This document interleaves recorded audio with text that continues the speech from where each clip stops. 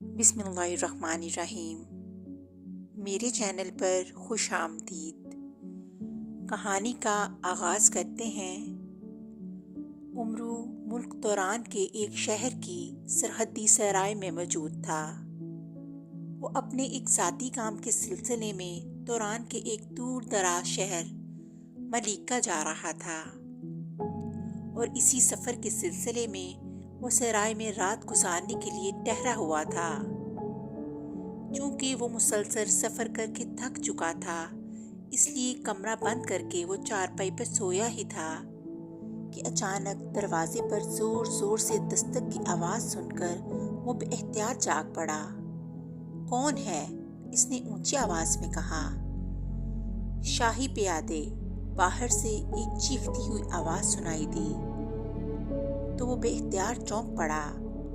फिर वो बिस्तर से उठा और इसने दरवाज़ा खोला तो दो प्यादे अंदर दाखिल हुए।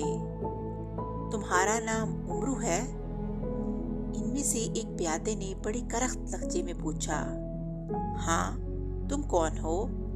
हाजा उमरू ने कहा, हम बादशाह तोरान के प्यादे हैं और हमें यहाँ इसलिए भेजा गया है कि हम उम्र और यार को साथ ले जाकर सुबह दरबार में पेश करें। चूंकि सफ़र तवील है, इसलिए तुम फौरन तैयार हो जाओ और हमारे साथ चलो। इस प्यादे ने कहा, लेकिन मैं तो मलिका जा रहा हूँ। हाजा उमरू ने कहा, अगर तुम अपनी रजामंदी से नहीं जाओगे तो हम तुम्हें बेहोश करके उठा कर ले जाएंगे, क्योंकि हमने दोबारा शाही फरमान की तामील करनी है। इस प्यादे ने सख्त लहजे में कहा, लेकिन हुआ क्या है? कोई खास बात हो गई है? उमरू ने कहा, इसे दरअसल गुस्सा आ रहा था कि इसका काम रुक जाएगा और बादशाह ने जाहिर है सिर्फ दावत करके और तारीफ करके वापस भेज देना था। बादशाह की इकलौती बेटी जहां आरा को एक जादूगर उठा कर ले गया है और किसी को इस बारे में इल्म नहीं हो रहा। बादशाह को इत्तला मिली है कि तुम यहाँ मौजूद हो, तो उन्होंने हमें भेजकर तुम्हें बुलवा लिया है। इस प्यादे ने कहा। तो उमरू की आंखों में बेएहतियात चमक उभर आई, क्योंकि अभी से भारी इनाम मिलने की उम्मीद पैदा हो गई थी। ठीक है, तुम बाहर रुको, मैं लिबास तब्दील करके आता हूँ। उमरू ने इस बार खुश होते हुए कहा। इसे लालच में अपना जाती काम भी भूल गया था। प्यादों के बाहर जाने के बाद इसने जल्दी जल्दी लिबास बदला और अपनी जंबील गले में डालकर वो कमरे से बाहर आ गया। शाही प्यादों ने सराय के मालिक को पहले ही इसके बारे में बता दिया था, इसलिए सराय का मालिक बाहर शाही प्यादों के साथ ही मौजूद था। इसने भी ख्वाजा उमरू की तारीफ की और फिर ख्वाजा उमरू इन प्यादों के साथ घोड़ों पर सवार होकर मुल्क तोरान के शहर कारिसा रवाना हो गया। सारे रास्ते घोड़ों की पीठ पर सफर करने से ख्वाजा उमरू बेहद थक चुका था, लेकिन शाही प्यादे इसे साथ लिए मुसलसल चले जा रहे थे। बहरहाल सुबह होते ही वो शाही महल में पहुंच गए, जहां पहले ख्वाजा उमरू ने गुस्ल किया, लिबास बदला और फिर शाही मेहमान खाने में नाश्ता करके वो बादशाह से मुलाकात के लिए तैयार हो गया। लेकिन इससे पहले इसने शाही मेहमान खाने में अपना कमरा बंद करके जबील में से बोलने वाली गुड़िया को निकाला और इसके सर पर अंगूठा रख के दिबाया तो गुड़िया की आंखें जिंदा इंसानों जैसी हो गईं।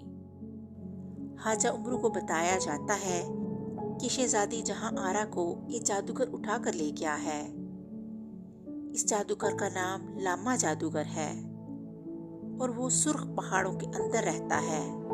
लामा जादूगर को एक खास जादू हासिल करने के लिए ऐसी नौजवान शहजादियों का खून चाहिए जो इकलौती हों और इसकी शादी ना हुई हो। इसलिए वो शहजादी जहां आरा को उठा कर ले गया है और इसने सुर्ख पहाड़ों में एक गार के अंदर इसे बेहोश करके रखा हुआ है और खुद वो एक खुफिया गार में जादू हासिल करने के लिए जा चुका है। आज से 7 रोज बाद वो शहजादी को हलाक करके इसका खून प्याले में डालकर पी जाएगा। इस तरह इसे वो जादू मिल जाएगा। ख्वाजा उमरू के पूछने पर बोलने वाली गुड़िया ने जवाब देते हुए कहा, शहजादी को होश में लाने के लिए क्या करना पड़ेगा? उमरू ने बोलने वाली गुड़िया से पूछा। शहजादी एक खास जादू की वजह से बेहोश है। ये इस वक्त तक होश में नहीं आ सकती जब तक उकाब परी अपनी गर्दन का खून इस पर न डालेगी। बोलने वाली गुड़िया ने जवाब दिया, उकाब परी कहाँ रहती है और कैसे इसे मैं मजबूर कर सकता हूँ कि अपनी गर्दन का खून शहजादी पर डाले? उमरू अयार ने परेशान होकर कहा, उकाब परी असल में एक जादूगरनी है। एक जादू में इससे गलती हो गई थी, इसलिए जादू देवता के पुजारी ने इसे उकाब बना दिया था। लेकिन फिर इसने पुजारी की एक शर्त पूरी कर दी तो पुजारी ने इसे परी बना दिया। लेकिन सिर्फ इसका चेहरा इंसानों जैसा है और इसके पर भी परियों की तरह खूबसूरत हैं, लेकिन इसके पंजे उकाब जैसे हैं। इसका जिस्म भी उकाब की तरह का ही है। वो चूंकि जादूगरनी है इसलिए इसके गले में एक इंसानी खोपड़ी लटकी रहती है। इसके सर पर एक खूबसूरत ताज भी है। और ये बात सुन लो कि अगर तुम उकाब परी को मजबूर करना चाहते हो तो फिर तुम्हें अपने ज़मील में से तमाम दौलत इसे देनी पड़ेगी, क्योंकि उकाब परी तुम्हारी तरह बेहद लालची और दौलत की भूखी है। बोलने वाली गुड़िया ने कहा, और इसके साथ ही इसकी आंखें दोबारा पहले जैसी हो गईं। तो उमरू ने इसे वापस ज़मील में डाल लिया। दौलत और इस नामुराद उकाब परी को दे दूं? मैं इसे वैसे ही मजबूर कर दूंगा, उमरू ने बड़बड़ाते हुए कहा। और फिर वो शाही प्यादों के साथ बादशाह के खास कमरे में पहुंच गया। तुमने मेरी इकलौती बेटी के बारे में सुन लिया होगा। मैं चाहता हूँ कि तुम मेरी बेटी को सही सलामत वापस ले आओ। मैं तुम्हें इसका मुंह मांगा इनाम दूंगा, बादशाह ने उमरू से मुखातिब होकर कहा। बादशाह सलामत, आप कतन फिक्र न करें, मैं शहजादी साहिबा को सही सलामत वापस ले आऊंगा। लेकिन ये बता दूं कि शहजादी साहिबा को जो जादूगर उठाकर ले गया है वो इन्हें हलाक करना चाहता है, लेकिन मैं इसे भी हलाक कर दूंगा और शहजादी साहिबा को भी ले आऊंगा। मगर बादशाह सलामत, नेक शगुन के तौर पर आप कुछ न कुछ पेशगी इनाम मुझे दे दें। ख्वाजा उमरू ने अपनी लालची तबीयत से मजबूर होकर कहा। तो बादशाह ने फौरी तौर पर खजानेदार को हुक्म दिया और 100 बड़ी थैलियां जो सोने के सिक्कों से भरी थीं मंगवा कर इसने पेशगी इनाम के तौर पर ख्वाजा उमरू को दे दी। तो ख्वाजा उमरू की फौरन ही बाछें खुल गईं, क्योंकि इतना बड़ा इनाम तो इसे काम करके भी न मिलता था, जबकि ये इनाम इसे पेशगी तौर पर दिया जा रहा था। इसका मतलब था कि इसके बाद इसे बहुत ज्यादा इनाम मिलेगा। इसने झुककर बादशाह को सलाम पेश किया और बादशाह से इजाजत लेकर शाही महल से बाहर आ गया। और फिर एक वीरान जगह पर पहुंचकर इसने अपनी जूतियां उतारी और इन्हें ज़मील में डालकर इसने ज़मील से उड़ने वाली जूतियां निकाल ली, पैरों में पहन ली। और फिर इसने जूतियों को हुक्म दिया कि वो इसे सुर्ख पहाड़ों में इस गार के करीब पहुंचा दें जहां शहजादी जहां आरा को बेहोशी के आलम में रखा गया है। और इसके साथ ही इसके जिस्म को एक झटका सा लगा और वो किसी परिंदे की तरह हवा में उड़ने लगा। काफी बुलंदी पर पहुंचकर इसका रुख बदल गया। वो इंतहाई तेज रफ्तारी से उड़ता चला जा रहा था। फिर तकरीबन 4 घंटे तक मुसलसल उड़ने के बाद इसकी रफ्तार सुस्त होने लगी और इसके साथ साथ वो खुद ब खुद नीचे उतरने लगा। नीचे सुर्ख रंग की पहाड़ियां हर तरफ फैली हुई थीं। थोड़ी देर बाद जूतियों ने इसे एक पहाड़ी के सामने उतार दिया। ख्वाजा उमरू ने उड़ने वाली जूतियां उतार कर अपनी ज़मील में डाली और अपनी आम जूतियां ज़मील से निकालकर पहन ली। इसके बाद इसने पहाड़ी में मौजूद गारों में शहजादी को तलाश करना शुरू किया और फिर एक गार में इसे शहजादी लेटती हुई दिखाई दी। शहजादी बेहोश थी। इसने शहजादी को उठाकर कांधों पर लादा और गिरता पड़ता किसी न किसी तरह गार से निकलकर वो खुली जगह पर आया। इसने शहजादी को वहां जमीन पर लेटा दिया شہزادی نے انتہائی خوبصورت زیورات پہنے ہوئے تھے۔ ایک بار تو خواجہ عمرو کا دل چاہا کہ وہ یہ زیور اتار کر اپنی زنبیل میں ڈال دے۔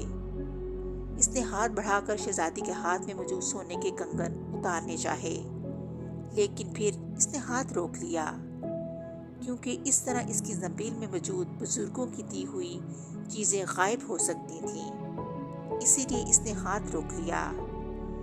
اس کے ساتھ ہی اسے خیال آیا کہ اب اس عقاب پری کو بلایا جائے، لیکن اسے یاد آ گیا کہ بولنے والی گڑیا نے بتایا تھا کہ اسے زنبیل میں موجود تمام دولت عقاب پری کو دینا پڑے گی، اور ایسا وہ کسی صورت نہیں کر سکتا تھا۔ چنانچہ اس نے عیاری کرنے کا سوچا۔ وہ دوڑ کر ایک بڑے غار میں آیا۔ اس نے زنبیل میں سے تمام دولت نکال کر چادر سلمانی میں لپیٹ کر رکھ دی، تاکہ کسی کو، حتیٰ کہ عقاب پری کو بھی نظر نہ آ سکے۔ البتہ اس نے سونے کی 2 تھیلیاں زنبیل میں رکھ لیں، تاکہ کچھ نہ کچھ اس عقاب پری کو دے دے۔ اس کے بعد وہ واپس شہزادی کے پاس پہنچ گیا اور اونچی آواز میں عقاب پری کو بلانا شروع کیا۔ تھوڑی دیر بعد اسے اپنے عقب میں پروں کی پھڑپھڑانے کی آواز سنائی دی، تو اس نے مڑ کر دیکھا تو اسے عقاب پری اپنے قریب اڑتی ہوئی دکھائی دی۔ وہ بالکل ویسی ہی تھی جیسے بولنے والی گڑیا نے بتایا تھا۔ کیوں پکار رہے ہو مجھے؟ عقاب پری نے کہا۔ اپنے گلے کا خون اس شہزادی پہ ڈال دو تاکہ یہ ہوش میں آ سکے، عمرو نے کہا۔ لیکن اس سے مجھے کیا فائدہ ہوگا؟ پری نے کہا۔ تم کیا فائدہ حاصل کرنا چاہتی ہو؟ عمرو نے پوچھا۔ تم مجھے اپنی زنبیل میں موجود تمام دولت دینے کا وعدہ کرو، عقاب پری نے کہا۔ چونکہ خواجہ عمرو پہلے ہی عیاری کر چکا تھا، اس لیے فوراً ہی رضامند ہو گیا۔ اس کے بعد عقاب پری نیچے اتری اور اس نے خواجہ عمرو سے خنجر لیا اور اپنے گلے پر ہلکا سا زخم لگایا، اور اس میں سے نکلنے والے خون کے قطرے اس نے شہزادی پر ڈالے۔ جیسے ہی خون کے قطرے شہزادی پر پڑے، شہزادی ہوش میں آ گئی۔ اسی لمحے ایک خوفناک دھماکہ ہوا اور ہر طرف دھواں پھیل گیا، اور پھر ایک روتی ہوئی آواز سنائی دی۔ میرا نام لاما جادوگر تھا، میں نے شہزادی کو بے ہوش کیا تھا، مگر عمرو عیار نے اسے ہوش دلا کر میرا کام خراب کر دیا، میرا جادو توڑ دیا، جس کی وجہ سے میں ہلاک ہو گیا۔ آواز بند ہو گئی، دھواں بھی ختم ہو گیا۔ اب نکالو دولت، عقاب پری نے کہا۔ تو عمرو نے زنبیل میں سے 2 تھیلیاں نکال کر باہر رکھ دیں۔ یہ دولت تم نے چادر سلمانی میں ڈال کر غار میں چھپا رکھی ہے، وہ بھی دو، عقاب پری نے کہا۔ تو عمرو عیار بے اختیار اچھل پڑا، اس کے چہرے پر ہوائیاں اڑنے لگیں۔ چنانچہ اس نے فوری فیصلہ کر لیا کہ اس عقاب پری کو، جو دراصل جادو کرنی ہے، ہلاک کر دے گا۔ اس نے زنبیل میں سے خنجر نکالا اور یکلخت عقاب پری کے پیٹ میں مار دیا۔ خنجر سلیمانی کی وجہ سے عقاب پری، جو دراصل جادو کرنی تھی، ہلاک ہو گئی، اور ایک بار پھر ہر طرف دھواں چھا گیا، اور پھر عقاب پری کی روتی ہوئی آواز سنائی دی۔ میرا نام عقاب پری تھا اور میں جادو کرنی تھی، میں لالچ میں آ گئی، لیکن عمرو عیار نے عیاری کر کے مجھے ہلاک کر دیا۔ جب آواز بند ہوئی اور دھواں چھٹ گیا تو وہاں عقاب پری کی لاش پڑی تھی۔ عمرو نے جلدی سے سونے کی 2 تھیلیاں اٹھا کر واپس زنبیل میں ڈالی، اور پھر غار میں موجود اپنی دولت بھی اٹھا کر اپنی زنبیل میں ڈال دی۔ شہزادی کو ساتھ لے کر اڑن قلین کے ذریعے بادشاہ توران کے پاس پہنچ گیا۔ وہ خوش تھا کہ اس نے اپنی دولت بھی بچا لی، اور اب وہ بادشاہ سے بھی انعام حاصل کرے گا۔ بادشاہ بھی بہت خوش ہوا اور اس نے اس کو بے شمار انعام دیا۔ اس طرح کہانی کا اختتام ہو گیا۔ اگلی کہانی کے ساتھ پھر ملیں گے۔ اللہ حافظ۔